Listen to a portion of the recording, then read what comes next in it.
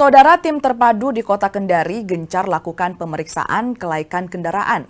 Hal itu dilakukan untuk memastikan kendaraan umum yang mengangkut pemudik bisa beroperasi dengan baik. Jelang arus mudik Lebaran 1447 Hijriah, sejumlah kendaraan angkutan perintis dan angkutan kota dalam provinsi atau AKDP di Kota Kendari jalani pemeriksaan kelaikan kendaraan alias rem cek. Pemeriksaan dilakukan tim gabungan mulai dari Direktorat Lalu Lintas, Balai Pengelola Transportasi Darat, serta Dinas Perhubungan Provinsi Sultra. Kendaraan mudik jalani pemeriksaan meliputi kelengkapan dokumen angkutan dan sopir, kelaikan ban, lampu, hingga pengujian rem. Kegiatan itu untuk menjamin keselamatan dan kenyamanan penumpang saat menggunakan transportasi darat di musim mudik Lebaran tahun 2026. Dirjen Perhubungan Darat nomor 5 tahun 2026, saat ini kita memang sejak tanggal 23 sampai 29 diminta untuk melakukan inspeksi keselamatan di semua terminal tipe A, tipe B maupun di pul-pul.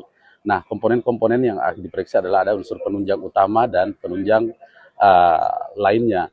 Unsur utama itu terdiri dari pengereman, wiper, kuncup roda, dan lain-lain, serta dokumen-dokumen kelengkapan untuk pengemudi maupun kendaraannya. Untuk memastikan bahwa semua kendaraan yang akan melakukan perjalanan mengangkut penumpang dalam menghadapi Lebaran 2026 ini layak jalan.